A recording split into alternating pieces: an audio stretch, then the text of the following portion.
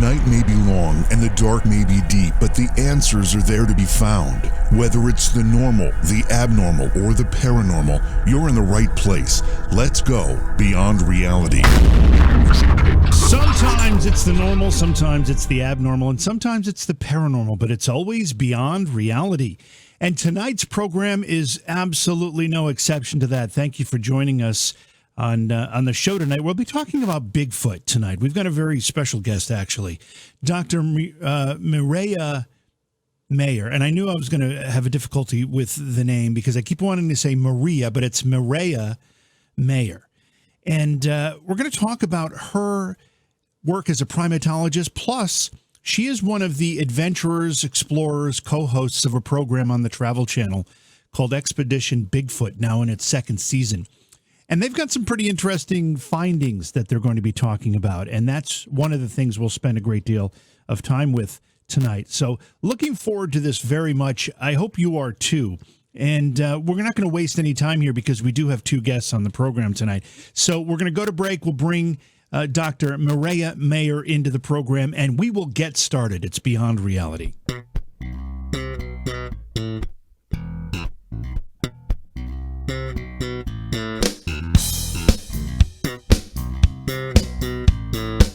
Did you know that online retailers like Amazon have constant deals that can save you money on the things you buy every day? It's no joke. Save 40%, 50%, even 80% on great products, and all you have to do is know about them. Noodle Shark is the way to be alerted when something good is coming your way. Noodle Shark is the social media page that lists great deals that not only save you money, but give you the deals before anyone else has them. All you have to do is find Noodle Shark on Facebook. Search it as The Noodle Shark. That's The Noodle Shark, because you deserve to save too. Become a shark and save.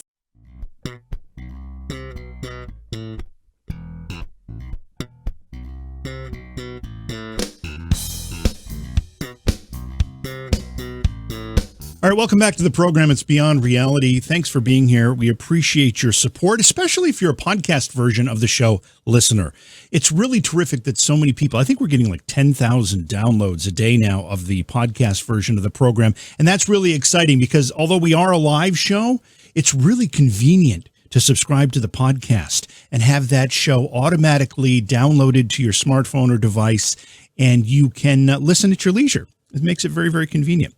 Anyway, as promised, tonight we're going to be talking about Bigfoot. We're excited about this conversation. We've got a very special guest, Dr. Mireya Mayor, joining us. Dr. Mayor is a primatologist, but also an adventurer and an explorer and a co-host of the Travel Channel television series called Expedition Bigfoot. Dr. Mayor, welcome to the program. It's great to have you on tonight. Thank you so much for having me. Now, I have to start out this conversation by referencing your book. The book is called Pink Boots and a Machete, My Journey from NFL Cheerleader to National Geographic Explorer. You're going to have to tell us, at least give us the short version of that journey. Well, I titled it a little tongue-in-cheek because, as you could maybe imagine, being a woman in a dominantly... Sure. Dominant male field came with challenges, right? So in the beginning, I tried to downplay my femininity, especially as you pointed out. I was a cheerleader for the NFL, and then dubbed in the media as the female Indiana Jones. So people couldn't make sense of that. And I was downplaying my femininity until I realized I wasn't not going to downplay it. Actually, I was going to embrace it. And I started sporting pink boots in the field along with the machete that I always carried as I went through trails and, deep in the Amazon and that sort of thing. So that's how the name came about. But basically the book recounts my many adventures as a National Geographic explorer on many expeditions around the world and working with animals such as elephants and gorillas and chimpanzees and lemurs in Madagascar. And of course, the discovery that I made with my colleague in Madagascar of the world's smallest primate. So it's a behind-the-scenes look at what it's like to be an explorer and all the adventures and misadventures that happen along the way. Well, your list of accomplishments makes it very clear that your femininity, displayed or otherwise, didn't hold you back in any way. It's an impressive... It did not. Yeah, it's an impressive journey for sure. But tell me how you decided to become a primatologist. Well, I was actually a student preparing for law school. And I had to take a science requirement, and I chose an anthropology class to fulfill that. And when we got onto the section of primates, I fell in love with the subject matter. I'd always loved animals as a kid. I basically had a zoo growing up at home. And I read Gorillas in the Mist, and I watched the movie, and it was literally my aha moment. I watched as, Diane Fossey, like these images of Diane Fossey cuddling up to these beautiful mountain gorillas.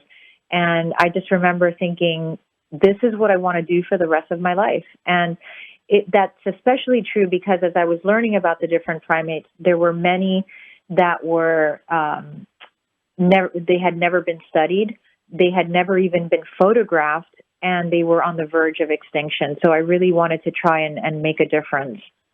And then somewhere along the way, you either are introduced to the concept of this mysterious primate. We know it as Bigfoot or Sasquatch.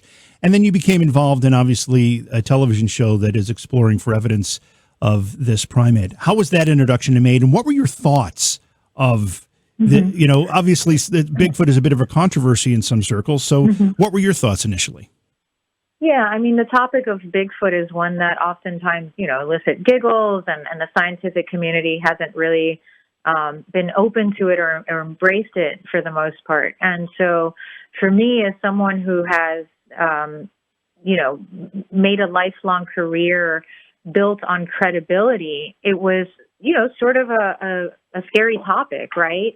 But what I realized made perfect sense as they described what they wanted on these expeditions, which was something that was grounded in science. So they really wanted someone who could lend their expertise to analyze any potential evidence that was discovered and explain the scientific process and the methodology involved. And that appealed to me. But what really made sense for why I was sort of unbeknownst to me, a really good fit for this role is that I started looking at my past, which was I have spent more than 2 decades in search of rare and elusive primates. As I mentioned, many of them never studied, some of them never photographed, and even discovered a brand new species. So it's almost like I had been preparing for this moment all of those years. And I thought, well, I discovered the world's smallest. So just imagine if I could have a scientific breakthrough and discovery on this, I'd have come full circle. So given that they were taking a very serious scientific approach to this, I decided to sign on because despite the criticism that I still get from either fans who have followed my career all these years or from the scientific community, to me, it's very clear why you become interested in science. I was interested in science because it was an opportunity to explore and answer questions that remain unanswered, right? So if that's not science, I don't know what is. And I think Bigfoot encapsulates that quite perfectly. This is something that, tens and thousands of witnesses have come forward and given these stories, Native American folklore. You have so much interest in this subject matter, and the absence of evidence is not evidence that it doesn't exist. So I thought, even if all of those accounts are not true, all it takes is for one of them to be true. And to me, that's worth investigating. Why do you think that the scientific community in many cases is so quick to dismiss this idea? Well, as I've come to discover on these expeditions, a lot of strange occurrences surround this mystery of Bigfoot. So as a scientist, I'm looking for concrete physical evidence, right? Something that's irrefutable, right, to the scientific community. And a lot of the stories that you hear about Bigfoot encounters have other things at play that surround the experience. And I have to tell you that that's been one of the hardest things for me to consolidate, on these expeditions, because I've had these strange occurrences happen while I've been out there, and I've witnessed some things that truly science cannot explain, but I know what I saw, and I know what took place. And so perhaps it's that discomfort, right? Or that you don't have all the answers, and you can't explain all of these things away. Because there are a lot of, like, for example, I had a thermal camera out, and I was looking through it, and I captured this video of something large, giving off this immense heat signature, but floating above whatever this thing was, apparent head, were what looked like three lights, which a lot of people describe as orbs or, whatever else. Right. But the point being that these thermal cameras, they can only detect heat. They don't detect light. So I shined my light in the direction of what I was seeing on the thermal, and there was nothing there to the naked eye. And so that's something that has left me very puzzled, intrigued. There's no obvious explanation. There was no failure in the camera I was using. There was not a glitch. There explanation for this. And I think that is enough to make you uncomfortable, and especially when you're looking for something really tangible. So, there's been a lot of hoaxes surrounding Bigfoot. There's been a lot of just outright lies, right? Sure. And so that doesn't help the cause. And it's one of the reasons that I'm so proud of the team that I work with. I mean, Bryce Johnson, who conducts these interviews with the witnesses, he's incredibly respectful. He's very open to what they're saying, and they feel, safe telling their stories. These people that come forward, they have a lot more to lose than to gain, by sharing these stories. And I think giving them that platform, and I've witnessed it actually, because now I receive dozens of, emails a day from people around the country sharing their story, and almost always ending it with, I've never told this to I'm 75 years old, and I've never told this story to anyone. Not even my wife of 50 years knows what I experienced. And so these are really personal stories that still affect and in many cases haunt them, and they haven't had a safe place to share that. And so that's one of the things that I really think is really great, is that it's given people that platform, that voice, so that maybe, more and more people will come forward and hopefully, lead us in the right direction. We're going to talk about some very fascinating and interesting evidence that your team has discovered recently. But before that moment, based on your understanding of primates in general, one of the criticisms of those who would be very skeptical of the existence of Bigfoot is that, we can't get a good picture. We can't find evidence in the woods of this creature. If it's there and it's so large, we should easily find something, whether it's scat or something, bones, whatever it happens to be. Based on your professional work as a primatologist, do you have a way to explain that?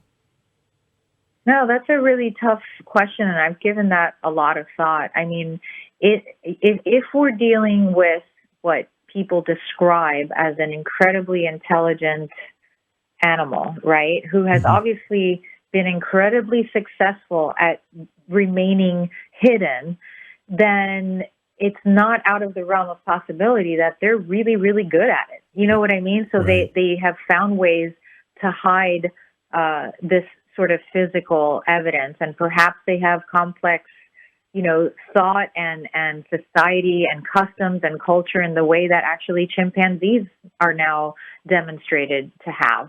And so perhaps there's burials that are involved. I mean, there's so many unknowns. And again, this is all based, I have no way of answering this, because until I see the creature itself doing something, I can't claim Right. what its behavior is, and I can't assume, science isn't based on any sort of guesswork, which is kind of what we're going on. We're going on what people are reporting. And so it's difficult to say, but it's not impossible to think that an animal, I mean, if you think about the incredible ways in which animals display and use camouflage in the wild and have amazing adaptations to remain remain hidden, it's not out of the realm of possibility that this creature is just better at it.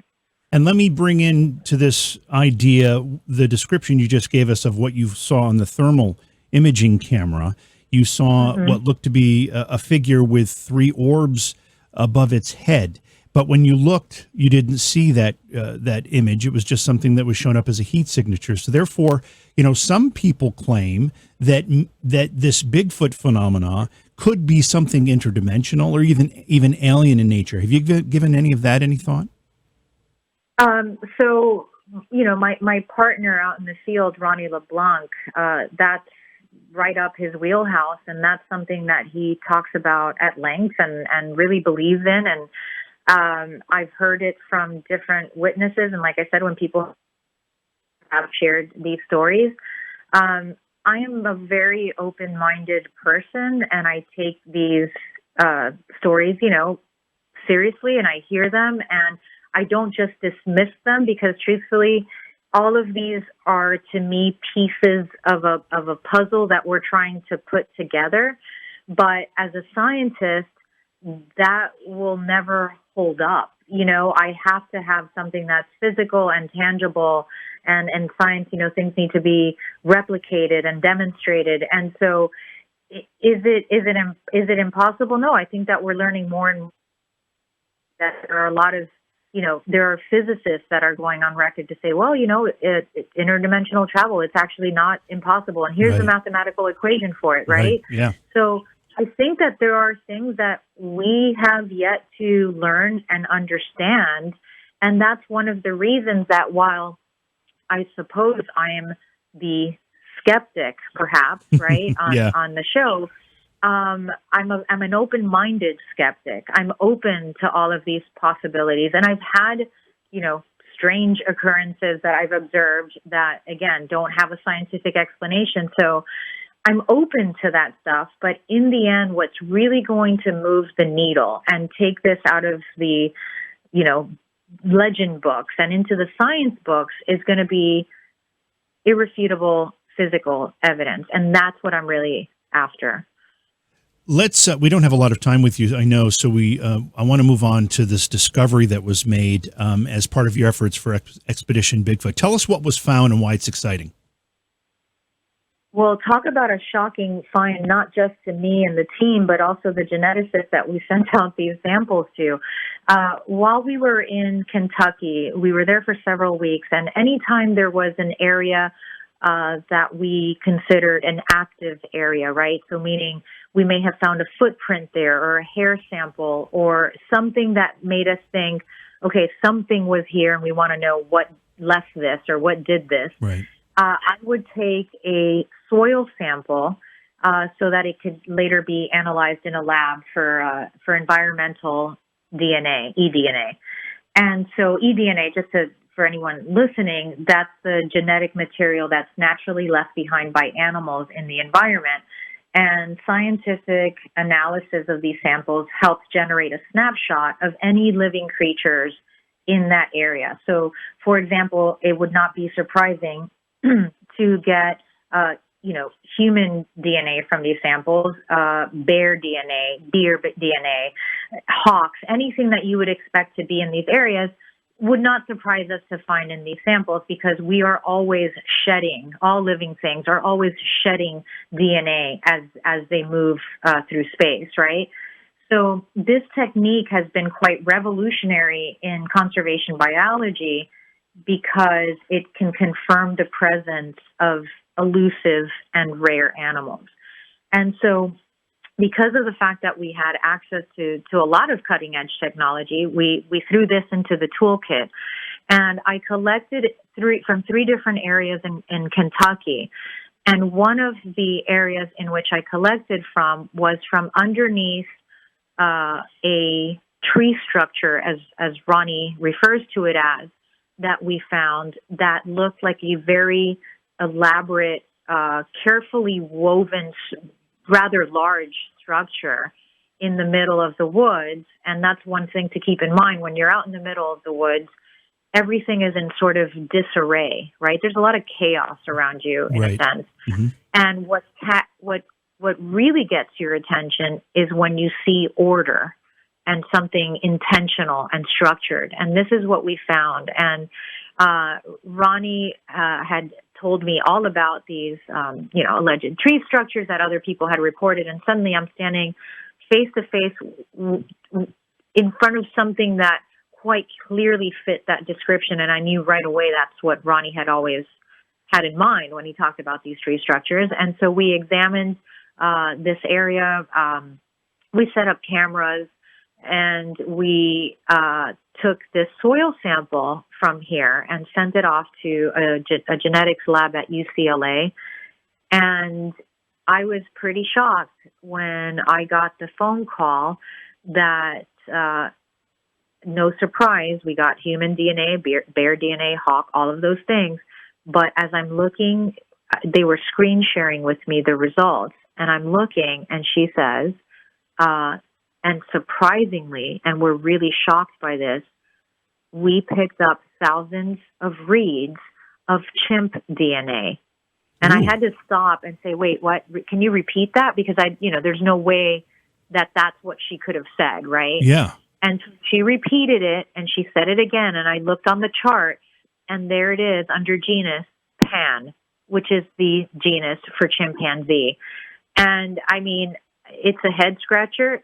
It definitely raises an eyebrow. We were all really shocked. One thing in science is you can't let emotions overrun, right? So I'm still cautious with these results, and the geneticists would agree that this requires further investigating, and I hope that actually we can go back to that site. It's going to require more time in the lab, but let's call them preliminary results, are that, in fact, we had thousands of reads that something shed chimpanzee DNA underneath that tree structure. So that's a really surprising and, exciting find, really. Any time in science that you're exploring and you're seeking answers, and suddenly you get a result that you were not expecting like this, it's exciting. It sounds very exciting. I mean, there'd be no other logical explanation for chimpanzee DNA to be in Kentucky, I would imagine. Well, so, and I think through all those possibilities too. And obviously you can't exclude that there could have been someone with a pet chimpanzee that let it loose in the wild, right? So that's a plausible explanation, but it's not really a likely one, because you would have seen some sort of reports. Someone would have found remains. I mean, there would be, it would be very unlikely that is the case, but we know that there are no non-human primates that we know of anyway in the United States. So, and then chimpanzees are only found in Africa. They're not found in South America or Madagascar or Asia. Nowhere else on the world. They're found in Africa. So what is chimpanzee DNA doing in the Appalachians? Now, that eDNA technique is the same technique that was used when they were testing Loch Ness for evidence of creatures in Loch Ness, and it was revolutionary at the time. So it's obviously something that's very new and very exciting in terms of this type of research. One question as it relates to that, though, when you take a sample from the soil or from water, how long does the DNA from the animals that visited that particular area stay in that sample? Is it a year? Is it 10 years? Is it 1,000 years? Is it five days? That's a great question. And I mean, they've been able to, first of all, this is a technique that is used a lot in aquatic environments because you could imagine, as animals are moving through that space, right, it's kind of floating around and along and crashing along the ocean and the rivers. I mean, water is kind of a great medium for this. But they have been able to find DNA of species that are thousands of years old, looking at aquatic samples. So it's difficult for me to say how long, and you have environmental factors at play as well. So where is it preserved best? My hunch is that it's preserved best, for example, inside a cave where it's protected from natural elements, because when you've got DNA exposed to sunlight in particular and other natural elements, you would assume that there'd be some level of degradation in that sample, right? So these are all things to take in consideration. You don't want to go too far, let's say, with eDNA. Perhaps there's a sample that you wouldn't want to take to the species level, but you'd feel comfortable taking to the genus level. So there's different factors involved, in location, and is certainly one of those things that you need to consider. But it is an exciting tool. It has revolutionized, again, for conservation biology, when you're talking about animals that are so rare and so elusive that you can't even get a camera trap picture of them. You no longer need it. You no longer need to see them. They have left their DNA behind, and so you're able to confirm their presence in different sites. But we'd sure like to see that photo anyway, wouldn't we? Oh, sure we would. Wouldn't we, though? All right, so tell me about the show. When's it on? I know you're in your second season, right? We are in our second season, and our the season finale is March 28th. The show, new episodes air every Sunday, beginning at 4 a.m. on Discovery Plus. So there are people who watch it as early as 4 a.m. because I start getting tweets. I'm still sleeping at that time, but I read them later. But you can basically watch it at your convenience. And if you haven't been watching so far, you're not too late to jump on the train, because all of the previous episodes are on there too. And tell me where people can get your book and find out more about your work.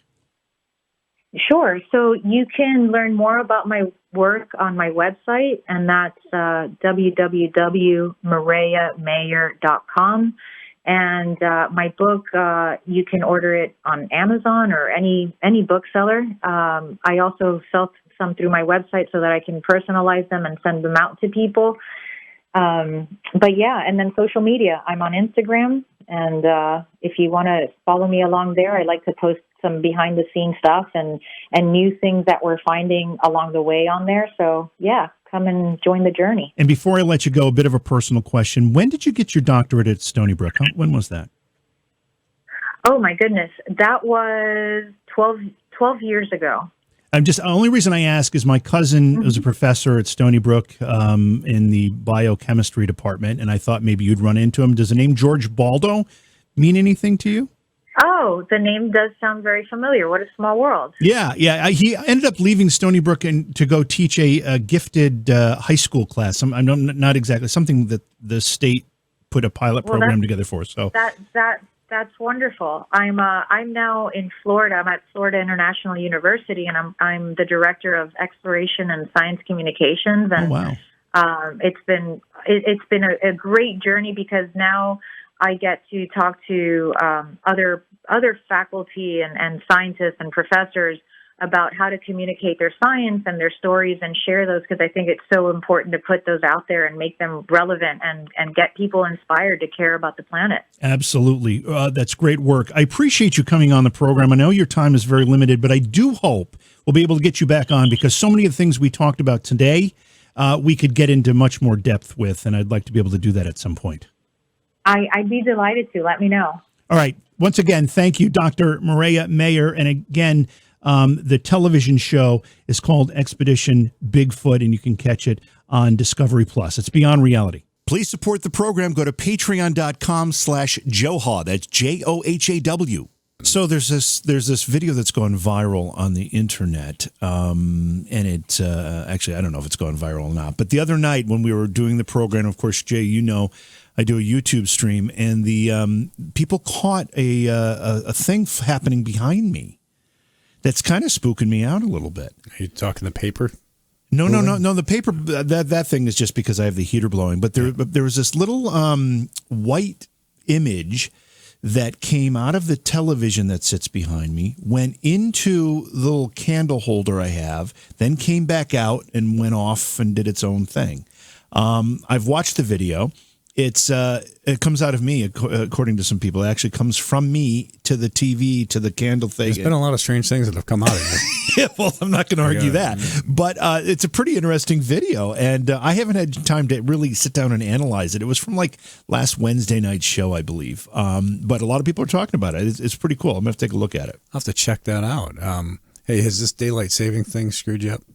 No, it hasn't at all, actually. My hours are so bizarre anyway that I don't even follow a clock half the time, so it doesn't matter too much. I truly don't feel like we need it anymore. I think we should just leave it where it is now and just roll with it. There's a lot of people that believe that. And if you look at the reasons that it was put into place, a lot of those reasons don't exist anymore. So I guess it might make sense to re-examine this at this point. The whole fall back one is what screws me. Let me see, fall back. Yeah. Well, actually, that one's not bad because you get an extra hour. Yeah, but it screws me up. It gets dark too early. And everything else. It does change that for sure. Screws everything up. Yeah, I mean, we could go live, closer to the equater, and you'd have a longer day. I mean, geez, you give me a 24-hour day, I'm sure I could fill it up. Yeah. Or you go up to Alaska, parts of Alaska that don't see the sun for 6 months. That'd be an interesting thing. Yeah, that would suck. That would suck. Yeah. Anyway, so I think there's a lot of talk about that. There's a lot of. I know some states have decided to opt out of the changing of the time. Yeah, well, Arizona, I guess, doesn't. Do I it think anyways. Indiana is another one. Yeah. I'm not certain. And I know that there was actually something that Congress are trying to pass something about doing away with it, which is the only time I'll support a politician. Yeah, when they vote for they'll screw everything else up, but I'll support them on that. I'll tell you, they screw everything up. All right, so we've got a completely different topic to occupy the second hour of the program tonight. Our guest will be Neal Parks. Neal is a paranormal investigator and a researcher. I know stuff about. This is awesome. He's been doing it for a long time. He's an award-winning paranormal author. And we're going to be talking about some of his books and some of his experiences. And Neal, welcome to Beyond Reality Radio. It's a pleasure to have you on tonight. Thank you so much for having me. Thanks for coming on. Real pleasure. Neal. I like the overall feeling and the vibe of the show so far. Well, thanks. Glad to have you on. Tell us how you got your start and your interest in paranormal topics. Wow. Well, it began at a very early age with something as simple as records you would buy at a yard sale with Vincent Price reading Edgar Allan Poe, narrating it. So that got me into the macabre and to the supernatural and stories my grandmother told me when I was a very young child about the back hills of Kentucky, the mountain witches and strange lights in the sky, and cryptozoological type creatures that live in the woods. And those stories just stuck with me throughout my entire life, and encountering things on my own that I couldn't explain, that I really couldn't speak freely about, because at that time in 1986 and even before that, you really couldn't speak openly about that type of phenomenon because no one really understood it, or they would say that you worked for the Inquirer. At that time, it was all yellow journalism, just something funny you would see on a fake newspaper. And my grandmother passed away in 2005, so I took it upon myself to collect those stories that she told me and put them into a book to see if anyone else would be interested in hearing or reading those stories. Well, and 5 to 6 books later now, people are still enjoying what I write. And that was a common thing, though. I mean, especially back in the 80s and so forth. If you talk about the paranormal, people, it was more, they mocked you. They made fun of you. And it's only over the last, 15, 20 years where it's really opened up and people have been more than willing to share their stories and stuff when it comes down to the paranormal. More and more people seem to be getting involved or being more open to the possibility of it. Completely. A short while ago, there was this this little show, I think it was called Ghost Hunters, that really opened the door for a lot of people. Well, thank you. I appreciate that. Yeah, that was you. No, I knew it was you the whole time. Anyway, go on. But no, and that was the main focus of when we finally agreed to do Ghost Hunters, because we turned down doing TV like 5 different times, was the fact that somebody was going to do it, and how were they going to portray the field? And at least if we did it, and we did it the way we've always looked at it, we could try to make it where it wasn't such a taboo subject. People were more willing to talk about it, and I think we did open the doors on that, which really did, helped yes. out a lot of people, and so we accomplished what we were after. You really helped in my book sales, too. I appreciate that. All right. Well, the Mutual Love Society here. In all honesty, Neal, if you were into the macabre before you were into the paranormal, there is a transition there that you must have gone through, because there are a lot of horror movie fans that aren't necessarily paranormal fans, and vice versa. What's the transition for you? Well, I'm sort of an enigma because I love both Star Wars and Star Trek, and you're not supposed to, but I do. A lot of those things I just sort of carved my own identity, and having an interest and a fascination with horror, my spiritual life is what has drawn me more into the paranormal, because I've been very active and attached to my faith, and it's sort of become a part of my research and what I do and what I base it on. And as you started to learn more about the paranormal, and you started to hear these stories from your grandmother, and you started to collect them, at what point did you start to decide that you were going to maybe research these as opposed to just tell the stories? At around the age of 11 and 12, I decided I wanted to start walking through and exploring abandoned homes, caving systems, walking through the woods looking for Mothman or Bigfoot, or, well, I never went as far south to where Chupacabra would be, but it was still fun to read about.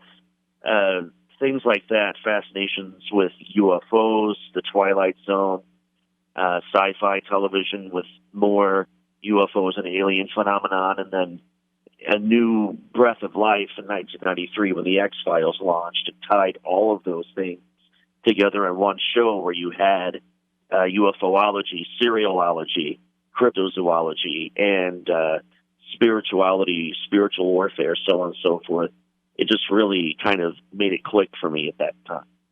You can visit Neal at his website, parksparanormal.wix.com/Neal. Neal, again, thanks for being here. Let's talk about your experiences as a paranormal investigator. Have you been doing that part of your work for a long time?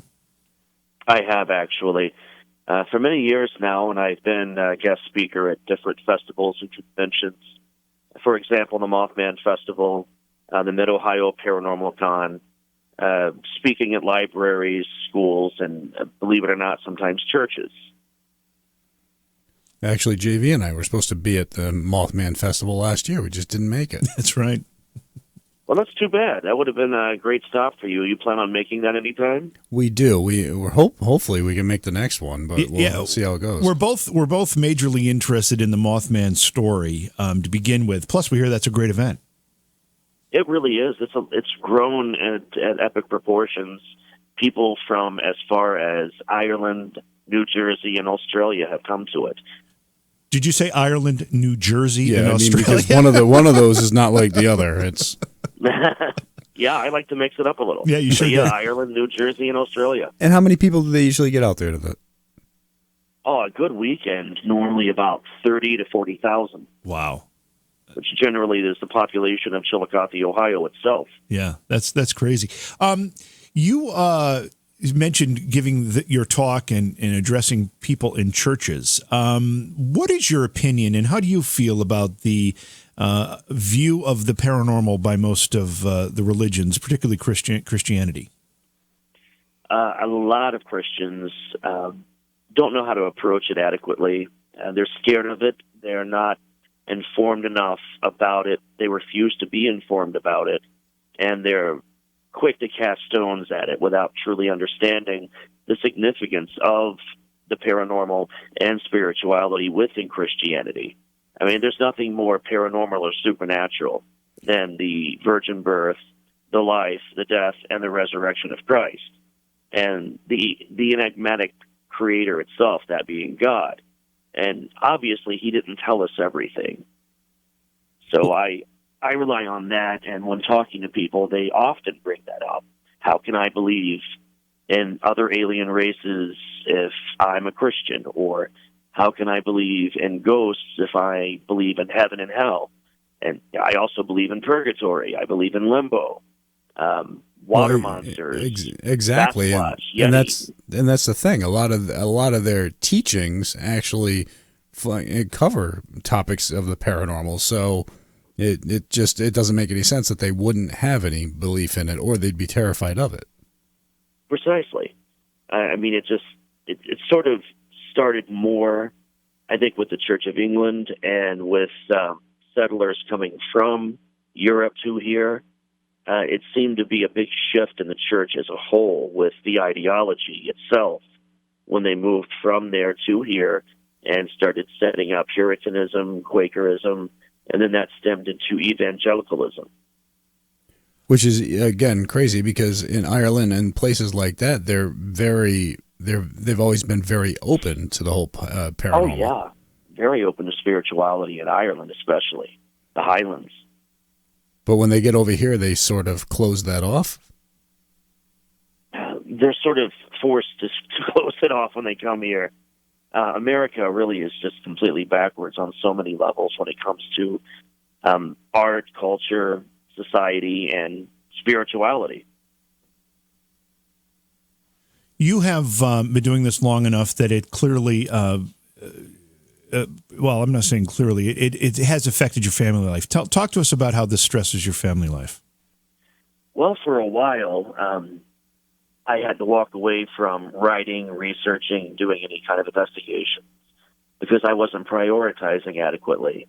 So I really had to do some deep soul searching, evaluate what was most important to me, and figure out a way to mix the two without neglecting the other. So I was able to balance everything better by incorporating my family more into it. And my kids are all into it.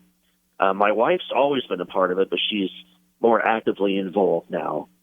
And I managed to cut a few toxic people out of my life, which made the overall experience better for me in the end. And I think it's important to involve your family. Like my children, they're all highly interested in the paranormal. My three daughters, my older daughters, Samantha, Haley, and Satori. Satori investigates with the TAPS home team. Haley's been involved in the paranormal. Samantha's still involved very much in the paranormal. And I think that's important because you can have a lot of that bonding time with your family while you're out doing this other stuff as well. And I think that it's greatly important when it comes down to that. And that's why I enjoyed being able to bring my kids on the road and film with them while doing this as well. Oh, yeah. So being able to merge that. Go ahead. Yeah, especially with their reaction, a child's reaction when encountering something is priceless. Well, yeah, because it's not like they're born with fear of this. It's what's taught to them. It's what's taught to them during the time they're growing up. And if you've always been open with them and taught them that there's really nothing, not much to fear, not nothing to fear, but not much to fear when it comes down to this, I think it's important because it really helps them in a lot of these areas. You know, like I always tell my kids, the real monsters and the real things to fear is mankind. Yeah, I tell everybody, they say, don't go scary. No, I'm afraid of the living, not the dead. I mean, the living are the ones that can cause you great pain and punishment.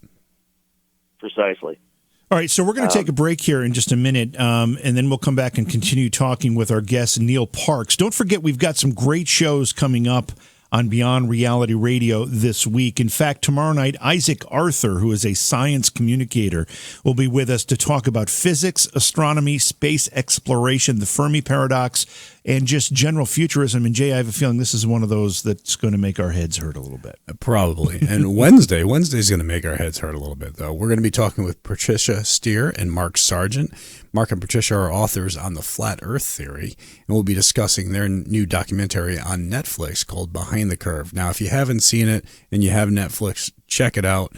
It's an interesting show, and JB and I have mixed feelings on this. We talk about how, honestly, I think the way it was cut and edited sort of tried to push the whole idea that they were a little odd and off. Yeah. Mm-hmm. And, I think it should have just been an unbiased thing. Give us their opinion, give us the evidence to support it either way, and go from there. But I don't know. But if you do get a chance to watch the documentary between now and having Patricia and Mark on the program Wednesday night, recommend it, because we're going to spend a lot of time talking about that film, that documentary. We will obviously talk about Flat Earth, because we won't be able to avoid that with these two guests, and not that we would want to. But I really do want to get their take on the making of that film and what they thought of the aftermath. So, Neal, is the Earth flat or round?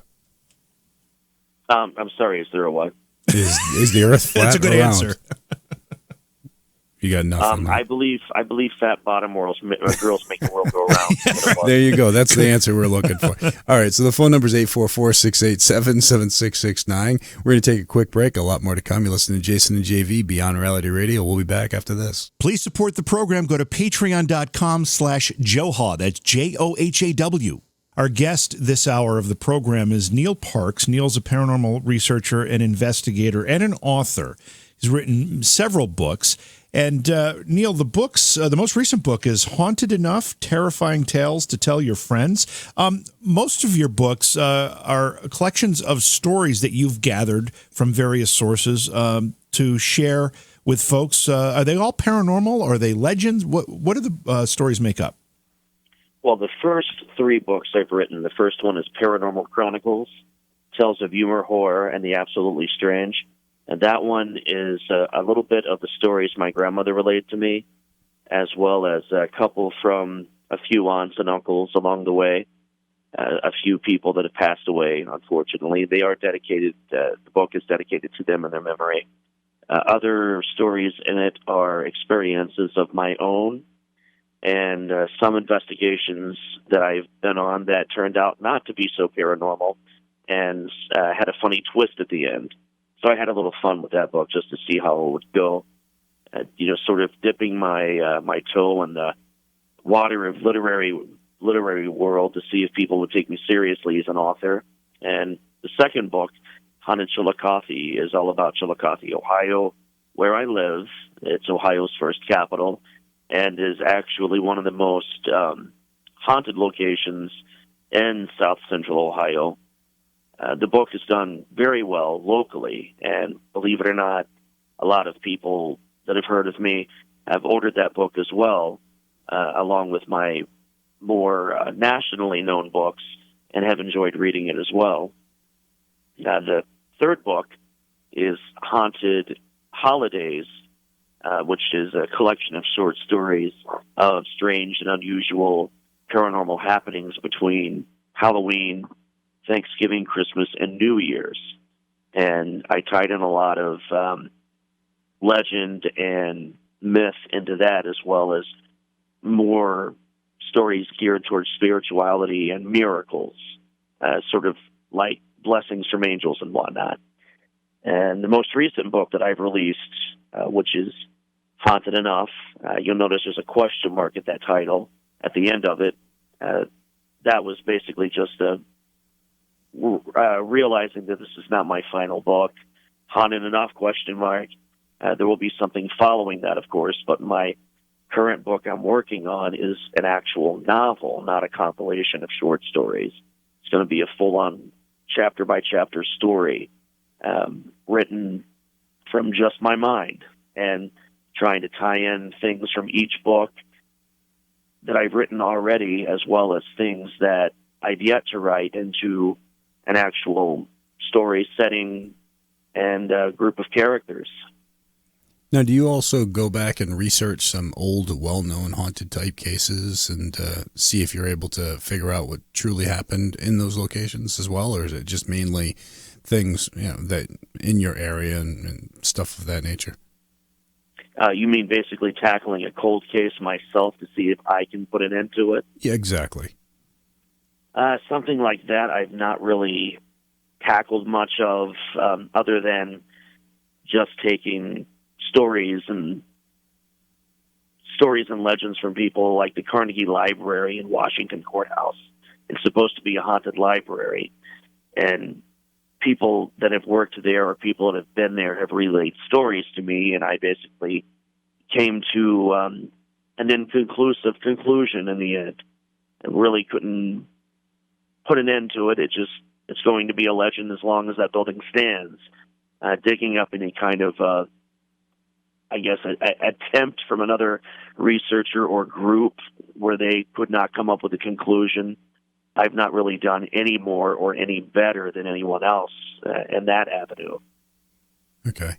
So with all the investigations and research and everything else you've done, what's the most unusual or the weirdest encounter that you've ever experienced? Oh, goodness. One of the weirdest would have to be an area in southeast Ohio. It's near Salt Fork Lake. It was a group of guys that were setting up trail cams in the area, and something kept getting past their property line and getting into their chickens and into a few of their smaller livestock animals. And they came to me because of a mutual friend we had, and they knew the type of research that I did and the stuff that I was posting on the internet before I had ever written a book. A few select people had been following me online, and they caught wind of me. Then they reached out to this mutual friend of ours who then contacted me and said they really wanted to talk to me about figuring out what is attacking their livestock, because they set up trail cams and they want to set up a security system around their house that would allow lights to come on and the cameras to engage due to motion. And they bought this whole pack from Radio Shack. Now, granted, this was like the early 2000s, so that type of technology was relatively archaic compared to what we have now. But back then, you felt as if it wasn't going to get any better anytime soon. So they had this whole pack from Radio Shack. I set it up for them. Motion sensors, the lights would come on when someone was in the area, that they had these marked and set up, and the cameras were set up for night vision. And we basically waited. So in the end, the conclusion that I came to, it was coyotes that were getting in and doing this. And the trail cams would show something big and hairy run past it to the right or to the left. And that's all you saw on the trail cam, was something big and hairy. But then when you had the surveillance footage picking up these coyotes in action, tearing these chickens apart, I'm like, well, gentlemen, what you have here is a group of coyotes that are coming in and doing this damage. There's no Sasquatch here doing this. There's no werewolf. I'm sorry. I don't have here what you're looking for. So a couple of days go by, and I am getting ready for bed late one night, and I get a phone call from a mutual friend, and he says, "You're not going to believe what was on the news down there." I said, "What?" The guys that we know, they went to the local media and said that you had video footage of a werewolf. So what they did was they turned around and tried to put a sensationalism spin on this, and they provided the footage of the big hairy creature running back and forth past the trail cam, but nothing really beyond that, nothing that we had from the actual footage of the coyotes in action tearing the chickens apart. So I contacted the media after we found out about this story and got my own eyes on the news segment that was on, showing these guys talking about the werewolf creature they have in their backyard, and that everyone should be on alert. Your children could be in danger. Your pets could be devoured. It was insane. So I contacted the news, told them exactly what it was that was there, that I had the video footage of the coyotes in action, tearing the chickens apart, that no one in that area is in danger. These guys are just making that up for attention. And they had to retract the story, and these guys are like branded scam artists and so forth. And I got a phone call from the main guy that was living on that property. He was the one they called Pa. And he said, "If we ever catch you in this area again, we're going to make sure no one ever finds you." So I'm very selective about what I investigate now because of that.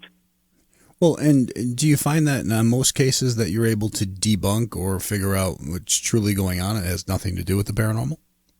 I've been lucky in that aspect. There have been quite a few cases I've cracked where it's not anything more than just issues with vehicles driving by and reflecting off something in the house that casts what looks like a translucent light bouncing across the wall, or interference with baby monitors. There's a lot of simple explanations to certain things when people get hypersensitive about it. And that's the thing. You do find that a lot of people are, they're not trying to be mischievous. They just misunderstand what's going on, and you're able to help them out. But you do get those who try to be a little sneaky about it, or who are living in hopes that the place is truly haunted or something really is going on. I mean, we've even had a guy built a speaker inside a wall trying to prove his house was haunted because he wanted to be on a show. So you do get that, and you need to look out for that. And so you get the people who are attention seekers, but most of the time it's people just misunderstanding. Correct? Correct. There was one case. I'll make this short. One case where I proved that something wasn't haunted pertaining to this woman's house. She had been saying for years it was, and she even had TV shows like the show Sightings, something similar to that was interested in doing a walkthrough in her house and have a professional psychic there to communicate with whatever she said was there. Well, I did. She was at one time living here in my hometown, and I did a walkthrough. I went through with my small group, checked everything out. I had a historian with me, a few other people that were experts in the field that were not directly affiliated with my group, and there was absolutely nothing in this house. There were things she had set up to make it look and feel and sound as if something was going on.